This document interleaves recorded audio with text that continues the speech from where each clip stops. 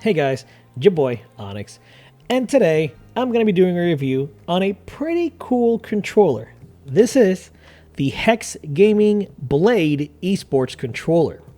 This was sent to us by HexGaming. It's a controller that's meant to replace your traditional Xbox One controllers for PC and Xbox gaming. And the question really is this a controller that you should get? It is branded as Esports, which means it's going to be used for competitive gaming. And because of that, I wanted to make sure that this controller felt good. So I put it through a bunch of tests with fighting games, first-person shooters, a racing game, and some other single-player experiences. So, will this live up to the expectations of a controller that costs almost $190 US?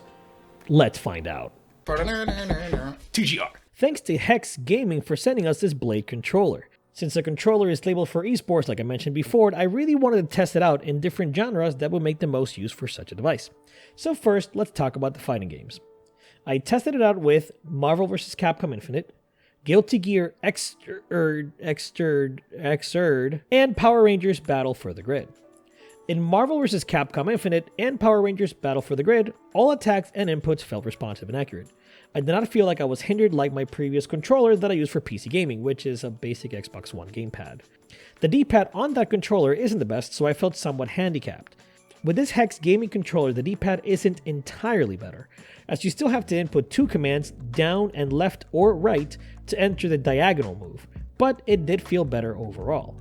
However, in Guilty Gear Xrd, sometimes these moves were simply just not registering. I would try to do quarter circle forward moves with May, for example, and nothing would happen. Going into the training mode and seeing the inputs being inputted, you can tell that sometimes it would miss the diagonal input and it would result in a basic attack. Though that seemed to be more of an issue with the quarter circle forward motion when facing right. Doing it to the left was for some reason more accurate in picking it up. Now this could be due to either me not being used to the controller and how heavy you'd have to press down on the D-pad, or the controller having a specific issue, I don't know. But take that as you will, I figured it was worth mentioning. Second, I tried a first-person shooter, Overwatch. I chose this particular title because I'm very comfortable with the game, having put, how many hours again? Oh god. First off, I can tell you that it was kind of jarring to use a controller after using a mouse and keyboard for so long. It took a lot of getting used to, but that's irrelevant, I just wanted to point that out. The controller felt pretty good in this regard, however. The joysticks really do feel like they're made for longer sessions, with the rubbery material on top really holding on to those thumbs. Triggers also responded adequately, with the rumble feeling just right. Not too much rumble, which happens a lot with cheaper third-party options, and a nice clean vibration. Very, very well done in this regard. The controller also came with a couple of additional longer sticks and also sticks with a dome surface if you wanted to have some customization. Third, I of course wanted to try out a racing game, as the controller has a switch in the back to shorten the length of the triggers, essentially making it easier to register a pull for non-racing games. And what better game to represent racing than Sonic All-Stars Team Racing Transform, baby! Triggers felt great in this regard. I was able to drift and accelerate like a Sonic ASTR Pro, baby, and get third place. I imagine players that enjoy their simulation racers will get a lot out of this controller. Finally, I used the controller in a third-person shooter and a platformer, Resident Evil 4 being the former, and Celeste the latter. By this point in the video, it performs pretty much as you'd expect. Resident Evil 4 felt great, aiming felt tight with the thumbsticks and button presses never skipping a beat. With Celeste, I was a bit worried that I would mess up the diagonal inputs from my previous Guilty Gear experience with the controller, but this wasn't the case. I was actually able to get through the first stage with no input issues, so it actually works great for casual gaming as well. So, to summarize, here are the pros and cons. Let's start with the good. Thumbsticks feel great. I used the concave thumbsticks, and the rugged material on the surface kept gripping throughout the entirety of the testing. Also, the material on the grips for your hands felt pretty good and kept the controller in place like any good controller design should.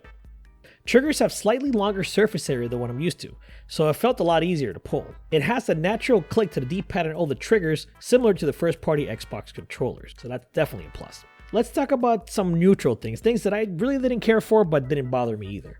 I did not get to test out the buttons in the back. They can be customized, as well as a good portion of the controller according to the instruction booklet, but they felt okay. I wouldn't say it was top of the line elite material for the back buttons, but they probably do what they need to.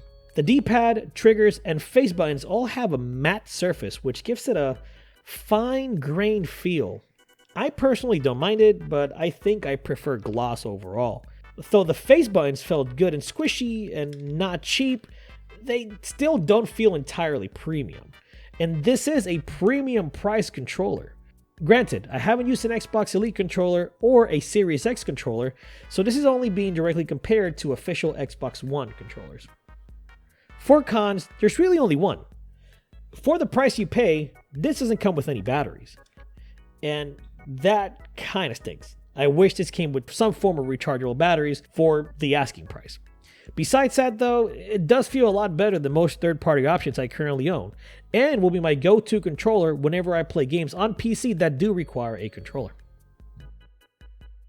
So the biggest question then is this controller worth the asking price of 185 USD at the time of this recording?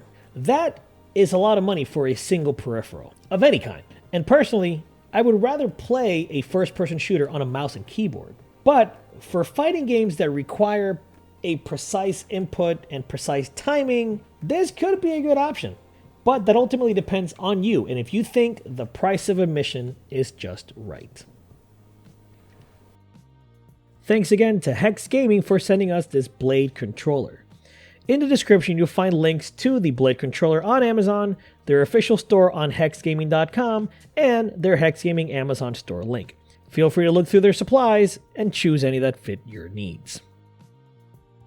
Hope you enjoyed the video. If you want to see more and stay up to date, subscribe, hit the little bell, and join our Discord.